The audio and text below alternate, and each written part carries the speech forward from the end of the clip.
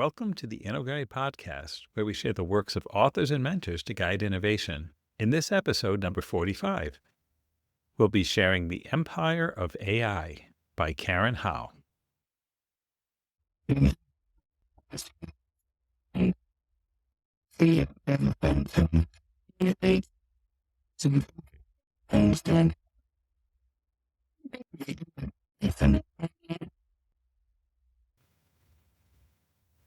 Prologue, A Run for the Throne. Let me take you back to a whirlwind moment in November 2023, a day that shook the tech world to its core. It was a Friday, and Sam Altman, the charismatic CEO of OpenAI and the face of the generative AI revolution, was in Las Vegas, attending the city's first Formula One race in decades.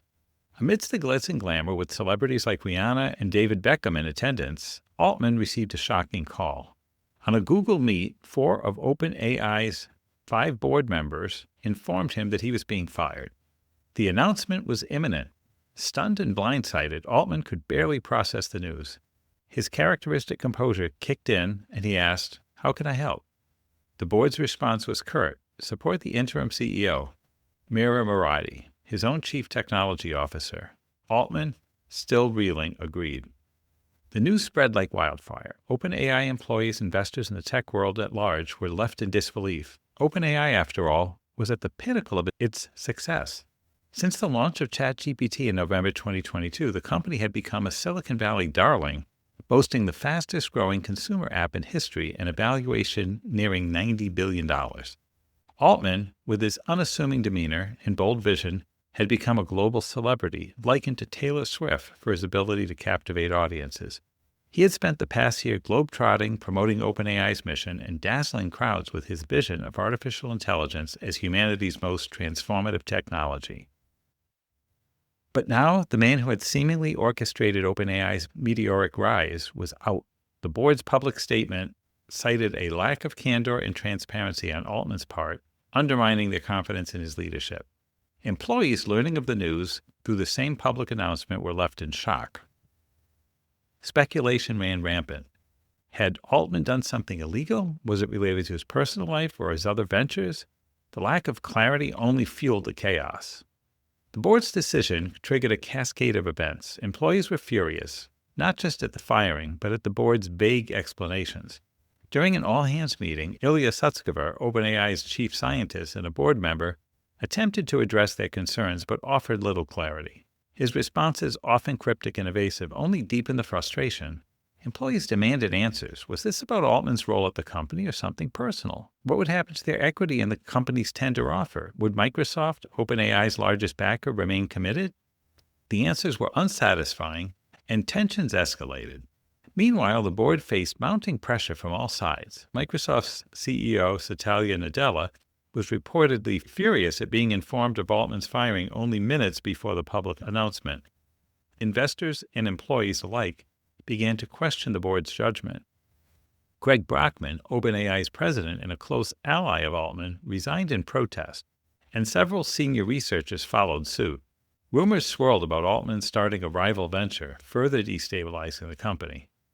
As the weekend unfolded, OpenAI's leadership and board engaged in increasingly hostile meetings. Executives demanded the board's resignation, threatening to quit en masse if Altman was not reinstated. Employees rallied around Altman, with hundreds signing an open letter pledging their support. Microsoft added to the pressure, offering Altman and Brockman positions to lead a new AI division, effectively guaranteeing jobs for any OpenAI employees who chose to follow them. By Sunday, the situation had reached a boiling point. Altman and Brockman returned to OpenAI's offices to negotiate their return. Employees, investors, and Silicon Valley heavyweights publicly sided with Altman, making it clear that OpenAI could not survive without him. The board, however, continued to resist, citing their legal and ethical responsibilities to prioritize OpenAI's mission over its leadership. Finally, on Tuesday, November 21st, after days of sleepless negotiations, a resolution was reached. Altman would return as CEO, but he and Brockman would forego board seats. The board would be restructured, with 2 members stepping down and independent directors brought in. The agreement aimed to project unity and stability, but the events of the past week had exposed deep fractures within OpenAI's governance. The saga was more than just a dramatic power struggle. It highlighted the challenges of governing a technology as consequential as artificial intelligence. OpenAI, founded on lofty ideals of transparency and altruism, had become a symbol of Silicon Valley's contradictions. Its mission to develop AGI, artificial general intelligence, for the benefit of humanity had been overshadowed by its aggressive commercialization and pursuit of power. The board's actions, while ostensibly in service of the mission, revealed the limitations of a governance structure that concentrated so much power in the hands of so few. The crisis at OpenAI is a microcosm of the broader challenges facing the AI industry. AI is reshaping society at an unprecedented pace, but its development is driven by a small group of powerful players with competing visions and interests. The pursuit of scale and profit has come at a significant cost, from the exploitation of workers in the global south to the environmental toll of massive data centers. The benefits of AI have largely accrued to the wealthy and powerful, while its harms have disproportionately affected the most vulnerable. As OpenAI and its competitors continue to push the boundaries of AI, the question of governance looms large. Who gets to decide the future of this technology? How do we ensure that its benefits are distributed equitably? And how do we hold its creators accountable to the consequences of their action? The events of November 2023 were a wake-up call. They underscored the need for stronger oversight, greater transparency, and a more inclusive approach to AI development. The future of AI is not predetermined, it's shaped by the choices we make today. And as the empires of AI continue to rise, it's up to all of us to ensure that they serve the greater good, not just the interest of a privileged few. Chapter 1. Divine Right. Let me take you back to the summer of 2015 when a group of influential minds gathered at Sam Altman's invitation to discuss the future of artificial intelligence and humanity. Among them was Elon Musk, who, true to form, arrived late. Musk and Altman had formed a bond over their shared concerns about AI's potential dangers. Musk, already a towering figure in tech, admired Altman's strategic brilliance and ambition, while Altman, 14 years Musk's junior, saw Musk as a childhood hero. Their mutual respect set the stage for what would become a pivotal partnership in the AI world. Musk's concerns about AI were not new. Years earlier, he had been deeply influenced by conversations with Demis Hassabis, the CEO of DeepMind, who warned that superintelligent AI could pose an existential threat to humanity. Musk's fears only grew after heated debate with Google co-founder Larry Page, who dismissed Musk's concerns and accused him of being specious for prioritizing human survival over AI.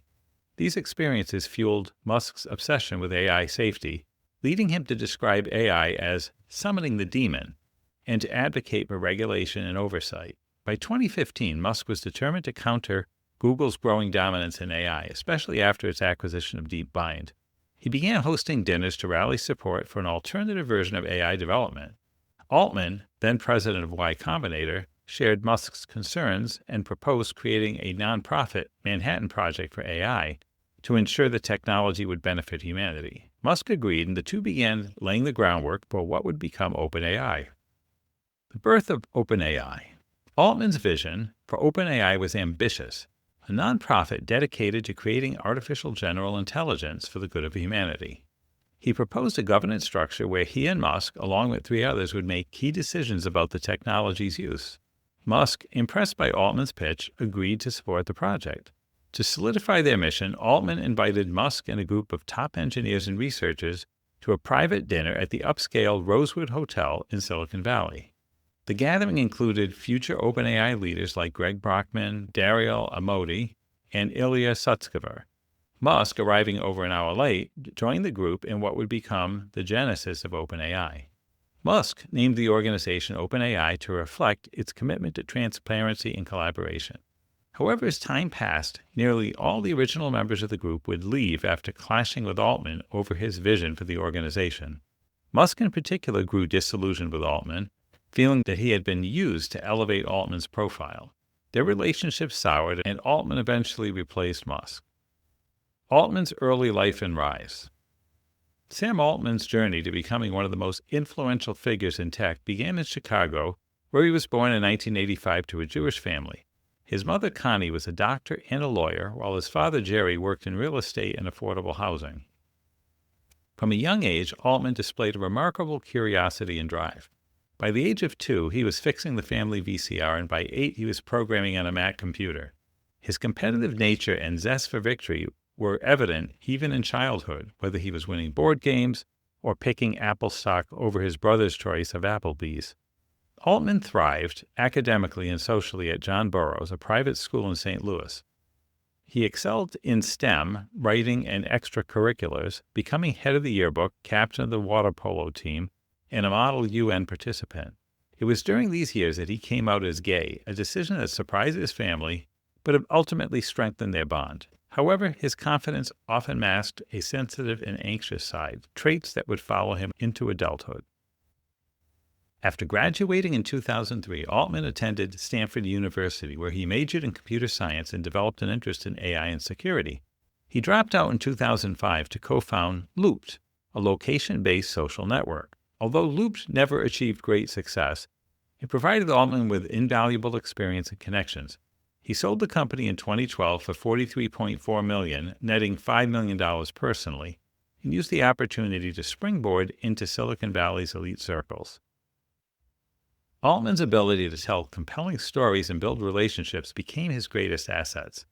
He cultivated a network of influential mentors, including Paul Graham, the co-founder of Y Combinator, and Peter Thiel, the billionaire investor behind PayPal and Palantir.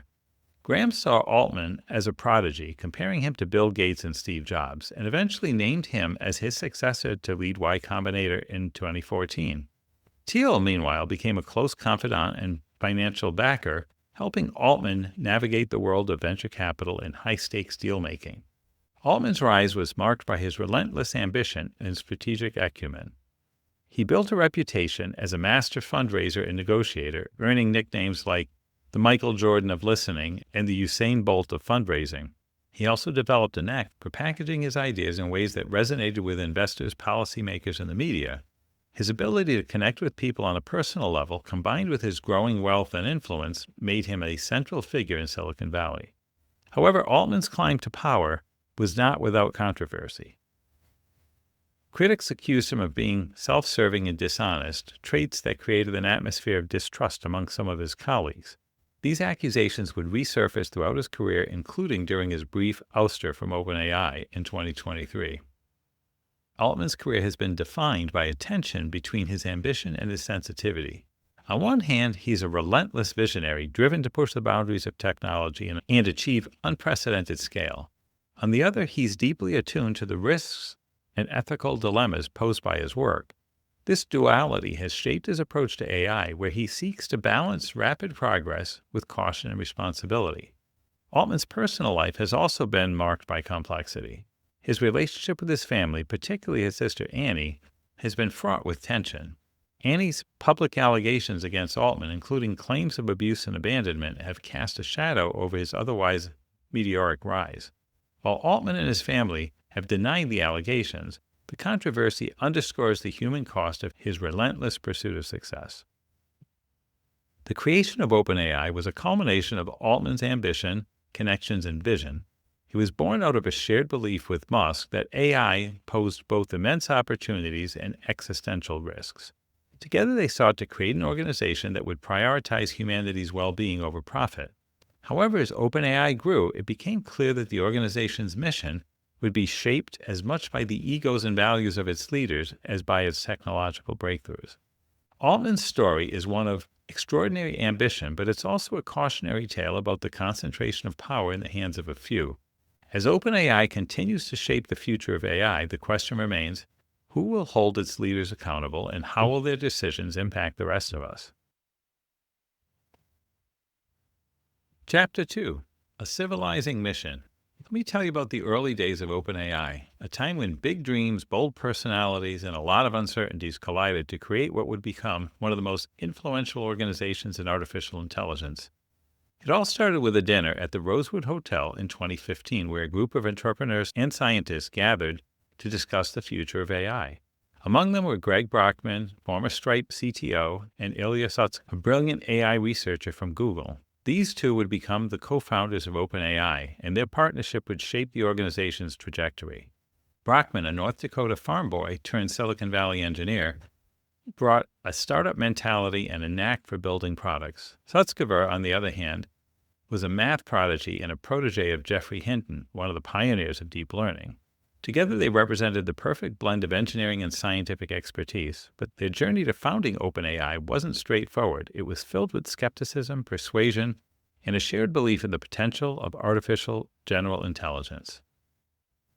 The idea of AGI, machines that could perform most tasks better than humans, was controversial at the time. Many researchers dismissed it as science fiction, but the group at the Rosewood dinner saw it as a goal worth pursuing. They believed that AGI, if developed responsibly, could benefit humanity. However, they also feared that if left unchecked, it could become a catastrophic threat. This duality of promise and peril became the foundation of OpenAI's mission. Brockman and Sutskever began recruiting top talent, a daunting task given that most AI researchers were already working for tech giants like Google and Facebook. Brockman, ever the strategist, hosted wine-filled gatherings in Napa Valley to pitch the vision of OpenAI. He even hired a bus to transport potential recruits, using the ride to make his case. Slowly but surely, they built a team of engineers and researchers who were willing to take a chance on this ambitious nonprofit. Elon Musk and Sam Altman, the co-founders and public faces of OpenAI, played a crucial role in shaping its early identity. Musk, ever the showman, insisted on positioning OpenAI as the anti-Google, transparent and collaborative organization dedicated to humanity's well-being. Altman, with his calm demeanor and strategic mind, proposed making OpenAI a nonprofit to emphasize its altruistic mission. They even pledged $1 billion in funding, though only a fraction of that would materialize. The challenges of building a mission-driven organization. Despite its lofty goals, OpenAI faced significant challenges. For one, the organization struggled to find a clear research direction. Its projects ranged from robotics to video games, but none seemed groundbreaking. The lack of focus created a high-stress environment with employees often unsure of their priorities. Brockman and Sutskever, though brilliant, were inexperienced managers, and their leadership style left much to be desired. Musk's periodic visits only added to the pressure as he demanded rapid progress and set unrealistic deadlines. The financial strain was another major hurdle. OpenAI's ambitious goals required massive computational resources, specifically GPUs, from NVIDIA, which were incredibly expensive. By 2017, it became clear that the nonprofit model couldn't sustain the organization's needs. Musk and Altman debated turning OpenAI into a for-profit entity, but their visions clashed. Musk wanted full control, while Altman sought a more balanced approach. Ultimately, Musk stepped down, leaving Altman to lead the organization. With Musk gone, Altman faced the daunting task of securing funding. He proposed a novel structure, a capped profit limited partnership, LP, that would allow OpenAI to raise capital while maintaining its mission. Investors' returns would be capped at 100x, a figure that drew both skepticism and ridicule. Critics questioned whether the structure truly aligned with OpenAI's original promise of altruism. To attract investors, OpenAI needed to demonstrate its capabilities. It leaned into high-profile projects like training AI agents to play the video game Dota 2. The project was compute-intensive and showcased OpenAI's scaling strategy, but also mirrored DeepMind's success with AlphaGo, raising questions about originality. Still, the spectacle worked. OpenAI gained attention, and Altman began courting major investors, including Microsoft. Microsoft CEO Satya Nadella was intrigued by OpenAI's potential, but needed convincing. Bill Gates, a key decision-maker, was initially unimpressed by OpenAI's project, including its robotics and gaming efforts. However, a demo of GPT-2, a language model capable of generating human-like text, swayed him just enough to approve the deal. In 2019, Microsoft announced a $1 billion investment in OpenAI, marking a turning point in the organization. This partnership with Microsoft provided OpenAI with the resources it desperately needed. It also positioned Microsoft as a leader in AI, helping it compete with Google. For OpenAI, the deal was a lifeline, but it also signaled a shift away from its nonprofit roots. The organization's transition to a for-profit model drew criticism, with many accusing it of abandoning its original mission. As OpenAI evolved, so did the broader AI community. Researchers like Timit Gebru and Deborah Raji began highlighting the real-world harms of AI, such as racial bias in algorithms and the environmental cost of training large models. These issues stood in stark contrast to OpenAI's focus on existential risks in AGI.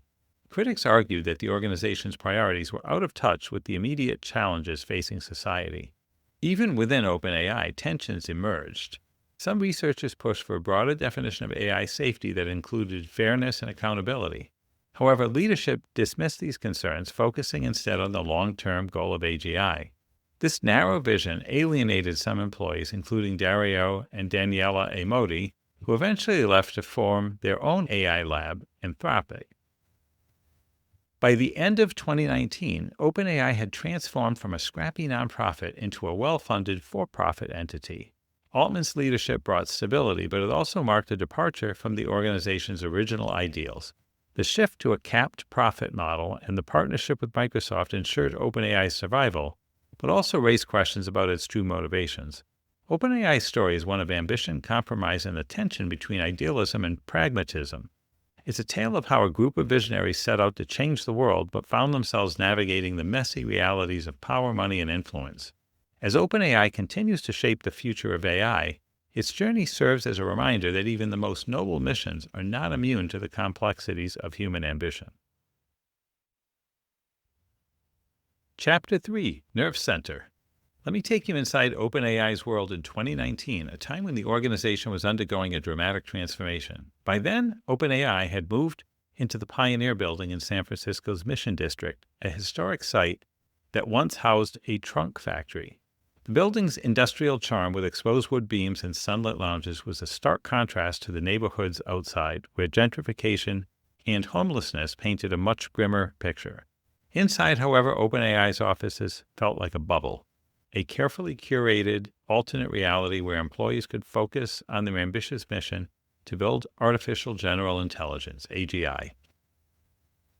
Pioneer Building wasn't just an office, it was a statement. In Silicon Valley, office design is a kind of currency, and OpenAI spared no expense. Later, they would expand into another building nicknamed Mayo, former mayonnaise factory, transformed into a luxurious workspace with bubbling fountains, cascading plants, and designer furniture.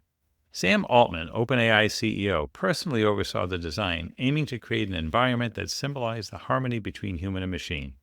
But outside these walls, the Mission District was grappling with rising crime, shuttered businesses, and a growing unhoused population, a stark reminder of the real-world challenges that technology often overlooks. OpenAI's growing influence. When I visited OpenAI in 2019, the organization was at a turning point. Once seen as a fringe player in AI research, OpenAI was now making waves. Its decision to withhold the full version of GPT-2, citing concerns about misuse, had sparked controversy.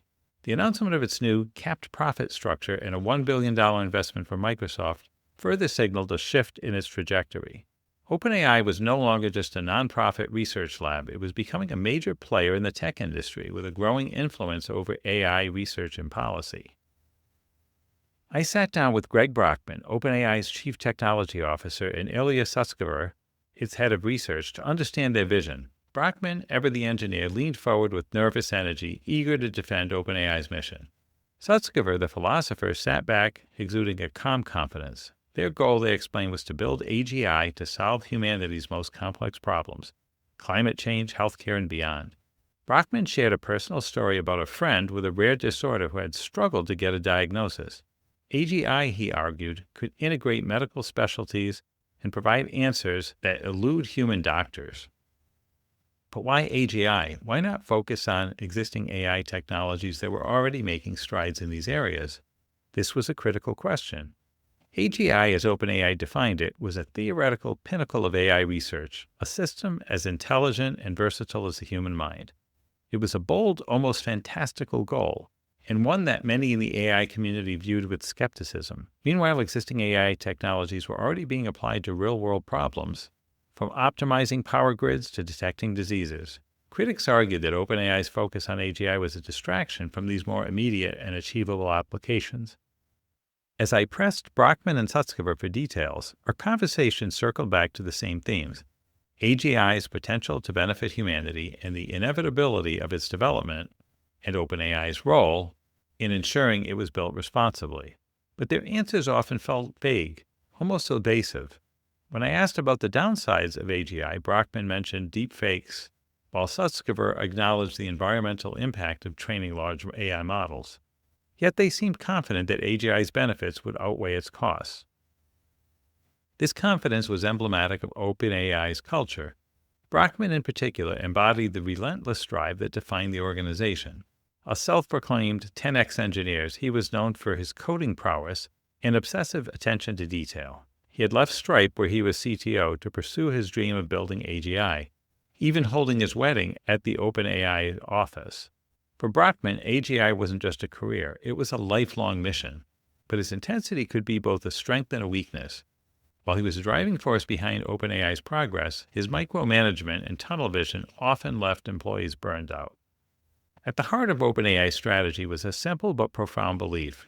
To shape the future of AGI, they had to be the first to build it. This first-or-perish mentality drove everything they did, from their aggressive fundraising efforts to their relentless pursuit of talent and resources. It justified their massive consumption of computational power and data, even as critics raised concerns about the environmental and ethical implications. Brockman pointed to Microsoft's $1 billion investment as proof of AI's value. The deal had boosted Microsoft's market cap by $10 billion, he noted, a clear sign that the technology was delivering real-world benefits. But this value was concentrated in the hands of a few corporations, raising questions about how OpenAI would fulfill its mission to redistribute AGI's benefits. Brockman likened AGI to transformative technologies like the internet or electricity, which had improved lives but also created new inequalities. OpenAI's challenge, he said, was to ensure AGI didn't follow the same path. My visit to OpenAI revealed a disconnect between the organization's public image and its internal reality. While it touted transparency and collaboration, much of its work was shrouded in secrecy. Employees were warned not to speak with me outside of the sanctioned interviews, and I was barred from certain areas and meetings. This secrecy, combined with OpenAI's shift to a for-profit model, raised questions about its commitment to its founding ideals. In February 2020, I published a profile of OpenAI for the MIT Technology Review, highlighting these contradictions. The article sparked a backlash, with Elon Musk tweeting criticisms of OpenAI's lack of openness and questioning its leadership. Internally, Sam Altman downplayed the article's impact, framing it as a messaging issue rather than a substantive critique. But the piece underscored a growing tension within OpenAI. The pressure to compete and innovate was eroding the original mission of openness and altruism. OpenAI's story is one of ambition and contradiction. It's a tale of a group of visionaries who set out to build a technology that could change the world, but found themselves grappling with the messy realities of power, money, and influence. As Brockman told me, OpenAI's goal was to bend the arc of history toward a future where AGI benefits everyone.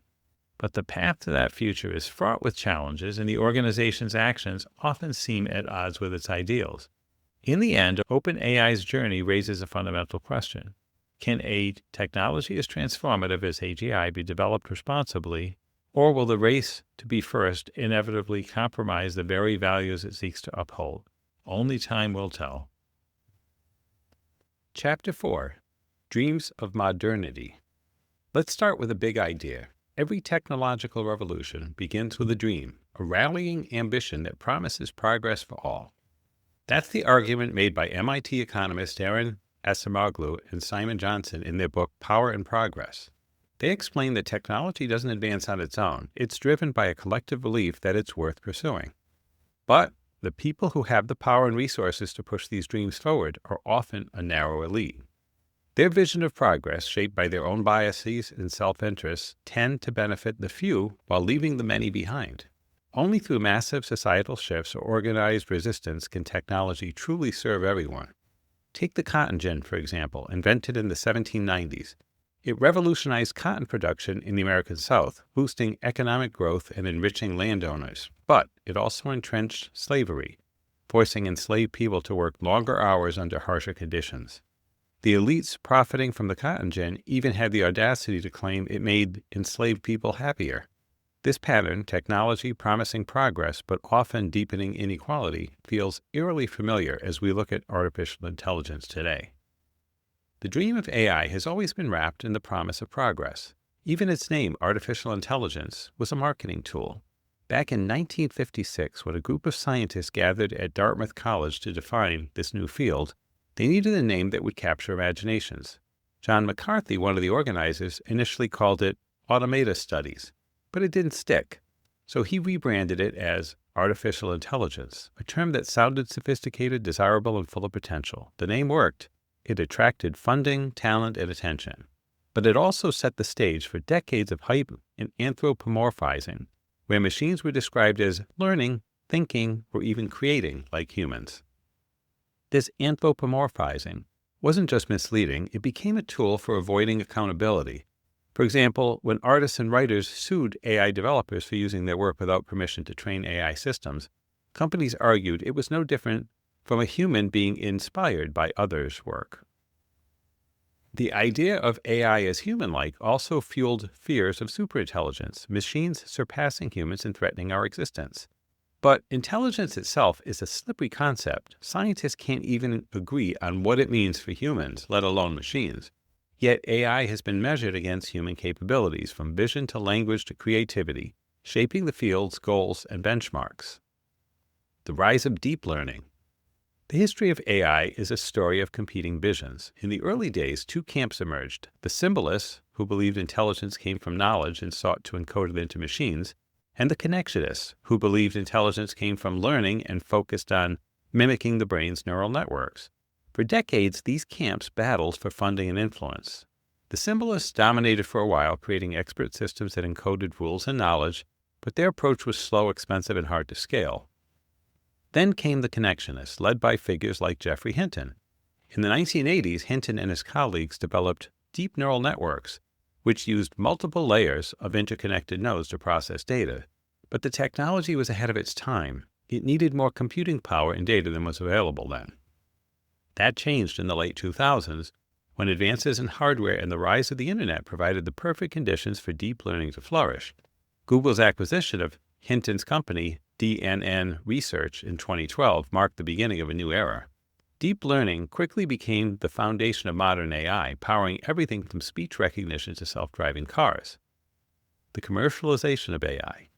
Deep learning's rise wasn't just about scientific merit, it was also about business. Unlike symbolic AI, which required painstaking manual encoding, deep learning could scale quickly and deliver results that were good enough for commercial applications. Tech giants like Google, Microsoft, and Facebook poured billions into deep learning, using it to improve search engines, target ads, and develop new products.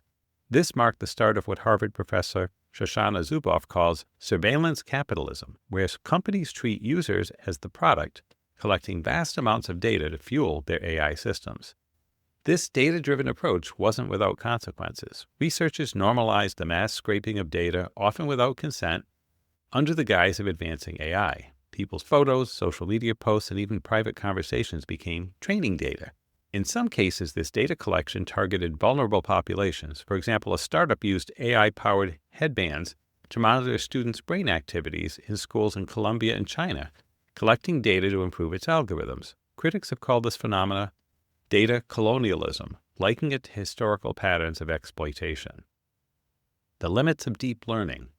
Despite its successes, deep learning has significant limitations. Neural networks are statistical pattern matchers, not reasoning machines. They can make bizarre mistakes, like failing to recognize a jaywalking pedestrian or misinterpreting a stop sign. They're also prone to bias, amplifying inequities in the training data. For instance, facial recognition systems have struggled to accurately detect darker-skinned individuals, and image generators have reinforced stereotypes about race and gender. These flaws have led to debates about the future of AI. Some researchers like Hinton believe deep learning just needs more data and compute to overcome its limitations. Others, like Gary Marcus, argue that deep learning will never achieve true intelligence without incorporating symbolic reasoning. Marcus advocates for a hybrid approach called neurosymbolic AI, which combines the strengths of both methods. But the dominance of deep learning, fueled by corporate funding, has stifled exploration of alternative approaches. Generative AI and the scaling doctrine. OpenAI's ChatGPT, launched in 2022, epitomizes the scaling doctrine, the belief that bigger models trained on more data will lead to better AI. Generative AI models like ChatGPT are trained to generate text, images, or other outputs based on patterns in their training data. While impressive, these models are still unreliable, prone to hallucinations, inaccurate outputs, and other flaws. Yet OpenAI and other companies continue to push the boundaries, pouring billions into ever larger models. This relentless focus on scaling has reshaped the AI landscape. Universities struggle to compete with tech giants, which now dominate AI research. Students and researchers are flocking to industry, drawn by high salaries and access to resources. Meanwhile, the environmental and social costs of scaling, massive energy consumption, data exploitation, and entrenched inequalities are mounting. The empire's logic. The story of AI is one of power and privilege. Like the cotton gin, AI promises progress but often benefits the few at the expense of the many. Generative AI, with its roots in deep learning and surveillance capitalism, reflects the priorities of the tech elite. It's a vision of the future shaped by those with the resources to build it, often ignoring the voices of those most affected by its consequences. As OpenAI and others continue to scale, the question remains, is this the only path forward? Or can we imagine a different future for AI, one that prioritizes equity, accountability, and the well-being of all? For now, the dream of modernity remains a double-edged sword, offering both promise and peril. Chapter 5. Scale of Ambition. Let me take you on a journey through the fascinating and sometimes controversial world of OpenAI's early days as we explore the driving force behind its scaling philosophy and the pivotal moments that shaped its trajectory. This chapter, Scale of Ambition, centers on Ilya Sutskever, one of OpenAI's co-founders, whose unwavering belief in deep learning and scaling neural networks became the foundation of the company's ethos. The visionary beginnings of Ilya Sutskever. Ilya Sutskever's story is one of raw ambition and brilliance. At just 17, he showed up unannounced at Geoffrey Hinton's office, eager to join the professor's lab. His persistence paid off, and he quickly impressed Hinton with his intuitive grasp of deep learning and his knack for solving complex problems. Sutskever's passion for deep learning was infectious. He was known for his dramatic flair, even doing handstand push-ups in his apartment when excited by new ideas. His mantra, one doesn't bet against deep learning. Success is guaranteed. Sutskever's early contributions to the field were groundbreaking. He played a key role in the 2012 ImageNet breakthrough, which demonstrated the power of deep learning and computer vision. While others hesitated, Sutskever pushed forward, convinced of his potential. This conviction carried over to OpenAI, where he became the lab's founding research director. His belief in scaling simple neural networks to achieve artificial general intelligence became the cornerstone of OpenAI's strategy. Scaling as the key to intelligence. Sutskever's philosophy was simple yet bold. Intelligence, whether biological or artificial, is a matter of scale. Just as larger brains in nature correlate with greater intelligence, he argued that scaling up neural networks, adding more nodes and parameters, would lead to breakthroughs in AI. This belief shaped OpenAI's direction, with Sutskever rallying the team around the mantra of scale, scale, scale. While some employees initially doubted his hands-off approach to technical work, they came to appreciate his ability to inspire and focus the team on a singular goal. Sutskever's raw sincerity and confidence, though polarizing, made him a prophet-like figure within OpenAI. His influence extended beyond research, as he openly acknowledged the challenges of balancing transparency with the risks of powerful AI. For instance, he candidly admitted that OpenAI's initial commitment to open sourcing its research was a mistake, given the potential dangers of AGI. The Transformer Revolution. The turning point for OpenAI came in 2017 with the invention of the Transformer by Google. This new neural network architecture excelled at understanding long-range patterns in text, making it ideal for language processing. While Google saw transformers as a tool for improving search and translation, Sutskever recognized their potential for scaling deep learning. He championed their use at OpenAI despite initial skepticism from some researchers. Alec Radford, a brilliant engineer at OpenAI, began experimenting with transformers, training them on a dataset of over 7,000 books. He shifted the focus from translation to text generation, tasking the model with predicting the next word in the sentence. This simple yet powerful approach allowed the model to learn the nuances of language. The result was GPT-1, the first generative pre-trained transformer, which laid the groundwork for future advancements. Note that GPT stands for Generative Pre-trained Transformer Model. The birth of GPT-2 and the scaling laws. Building on GPT-1, OpenAI scaled up its efforts with GPT-2, a model with 1.5 billion parameters. This marked a significant leap in AI capabilities, as GPT-2 could generate coherent and lengthy text. However, it also revealed the darker side of scaling. This model occasionally produced harmful or biased content, raising concerns about AI safety. For example, GPT-2 generated conspiracy theories and even suggested inappropriate rewards for children, sparking debates within OpenAI about the risks of releasing such technology. These challenges led OpenAI to adopt a more cautious approach. The company withheld the full version of GPT-2, citing potential misuse by bad actors. This decision sparked backlash from the research community, which accused OpenAI of abandoning the principles of open science. Despite this criticism, OpenAI's move set a precedent for responsible AI development and highlighted the need for better safeguards. Scaling to GPT-3 and beyond. The release of GPT-3 in 2020 marked another milestone in OpenAI's journey. With 175 billion parameters, GPT-3 was orders of magnitude larger than its predecessor. Training such a massive model required unprecedented resources, including a supercomputer with 10,000 GPUs provided by Microsoft. The challenges of scaling were immense, from managing hardware failures to curating vast amounts of training data. OpenAI turned to datasets like Common Crawl, Wikipedia, and even pirated books, raising ethical questions about data usage. GPT-3's success validated Sutskever's scaling hypothesis, but it also amplified concerns about the environmental and societal impacts of large-scale AI. The model's development consolidated power within a few well-funded organizations, sidelining academic research and smaller players. It also highlighted the need for better content moderation, as the model's output sometimes reflected the biases and toxicity present in the training data. The ethical and practical challenges of scaling. As OpenAI continued to scale its models, it faced mounting criticism for its approach. The reliance on unfiltered data led to the proliferation of harmful content, while the use of poorly paid workers for content moderation raised ethical concerns. Researchers like Abiba Bahrain introduced the concept of hate scaling laws, showing how larger data sets exacerbated biases in AI models. OpenAI's efforts to control outputs, such as reinforcement learning from human feedback, were necessary but imperfect solutions to these challenges. The legacy of OpenAI's scaling ambition. By the time ChatGPT took the world by storm in 2023, OpenAI's scaling strategy had reshaped the AI landscape. The company's willingness to take risks and push boundaries sparked a global race to develop ever larger models.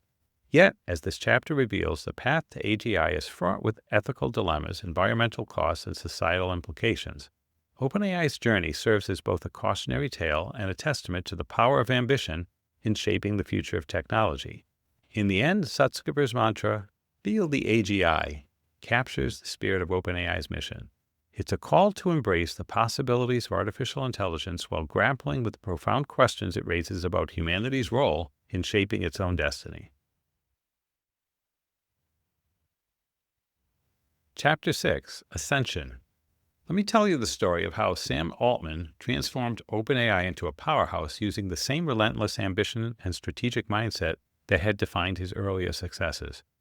This chapter, Ascension, is all about Altman's rise, his vision for OpenAI, and the internal tensions that came to define the company's journey toward dominance in artificial intelligence.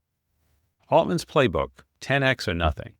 Sam Altman had a simple but powerful philosophy. To succeed, you had to be 10 times better than the competition.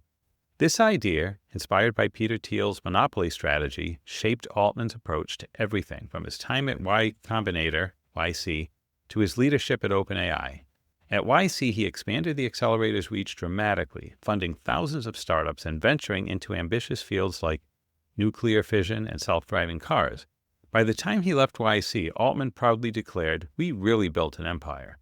When Altman transitioned to OpenAI full-time in 2019, he brought this same empire-building mindset.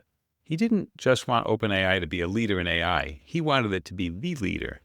His strategy was clear: move fast, scale aggressively, and leave the competitors in the dust. In a memo to the company, he outlined 4 key areas where OpenAI needed to dominate: technical results, compute, funding, and preparation, safety, and resilience. The most important of these was technical progress, building AGI first or being so far ahead that OpenAI could shape its development. Altman's vision was bold, but it came with trade-offs. To secure the compute power he needed for scaling, OpenAI had to keep Microsoft happy. This meant shifting from an academic research environment to a more commercial focus. Altman also pushed for tighter security and less transparency, arguing that the risks of sharing progress on AGI were too high. At the same time, he emphasized the importance of public perception, urging the company to release impressive demonstrations annually to maintain its reputation as a leader. Cracks in the foundation, internal tensions. As OpenAI scaled, the internal divisions began to emerge. The company's leadership fractioned into 3 clans, as Altman described them: exploratory research focused on advancing AI capabilities, safety concerned with mitigating risks, and startup driven by commercialization and execution. These groups often clashed, with tensions boiling over into open conflict. One major source of friction was the centralization of compute resources. Dario Amodei, who led the AI safety team, prioritized scaling GPT-3, which frustrated Greg Brockman and others who felt sidelined. The safety team also grew uneasy with Altman's promises to Microsoft, fearing that these commitments could compromise OpenAI's ability to address safety concerns. Meanwhile, paranoia about security and espionage heightened across the company. Altman worried about leaks, even commissioning a counter-surveillance audit to check for bugs left by Elon Musk, who had departed OpenAI but still shared office space with Neuralink. The growing stress and secrecy created a culture of mistrust. Safety teams isolated themselves, creating private Slack channels and documents. Employees debated whether OpenAI's work was akin to building a nuclear weapon, a comparison Altman himself had made. Amid this tension, Altman urged unity, but the divisions only deepened, especially as the pandemic forced everyone to work remotely. The rise of GPT-3, scaling to new heights.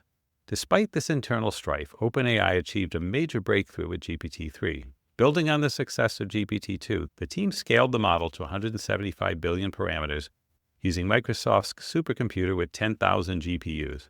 The challenges were immense: managing hardware failures, curating massive data sets, and ensuring the model didn't simply regurgitate its training data. The team named the progressively larger models after scientists: Ada, Babbage, Curie, and Da Vinci, validating scaling laws at each step. GPT-3's capabilities were astonishing. It could generate essays, screenplays, even code with remarkable dexterity. Developers testing the model through an API were blown away by its flexibility and ability to generalize across tasks. For the first time, a language model seemed to exhibit rapid generalization, a long-sought goal in AI research. GPT-3's release cemented OpenAI's status as a leader in the field, attracting talent and funding, while earning accolades like a top research award. But the release wasn't without controversy. The safety team opposed the API launch, arguing that it undermined the lead time needed to address potential risks. They worried about GPT-3's ability to generate harmful content or accelerate the timeline to more powerful AI. Meanwhile, the applied division, tasked with commercialization, saw the API as a controlled way to gather real-world data and generate revenue. The two sides clashed repeatedly, with meetings devolving into endless debates and Slack channels turning into battlegrounds. The breaking point, the birth of Anthropic. The tensions within OpenAI came to a head in late 2020. Dario Amodei and his sister Daniela, along with several other key researchers, decided to leave the company. They were disillusioned with Altman's leadership, accusing him of manipulating decisions and prioritizing commercialization over safety. The group felt that OpenAI's approach to AI safety was insufficient and decided to form their own company, Anthropic, to pursue their vision. Anthropic framed its departure as a principled stand for AI safety, but it was also about power. Dario Amodei wanted to gain greater control over AI development, free from Altman's influence. Ironically, Anthropic would go on to mirror many of OpenAI's practices, from chasing scale to fostering a culture of secrecy. The rivalry between the two organizations became a defining feature of the AI landscape. The legacy of GPT-3 and OpenAI's ascension. GPT-3 marked a turning point for OpenAI, setting the stage for the company's rapid ascent. Its success attracted a $2 billion investment from Microsoft, solidifying their partnership and enabling further scaling. The model's release also sparked a global race to develop large language models, with competitors like Google scrambling to catch up. Yet the rush to scale came with significant costs, environmental impacts, ethical concerns, and consolidation of power within a few well-funded organizations. Altman's vision for OpenAI was ambitious, but it was also polarizing. His focus on speed and scale alienated some employees while inspiring others. As OpenAI continued to push the boundaries of AI, it grappled with the tension between its mission to benefit humanity and the risks of its own creations. The story of GPT-3 is a testament to the power of ambition, but it's also a cautionary tale about the challenges of navigating uncharted territory in the pursuit of transformative technology. So, that's where we'll leave it for this week. This has been part 1 of Empire of AI by Karen Hao. We'll pick up with Chapter 7 next week. Thanks for joining. That's a wrap.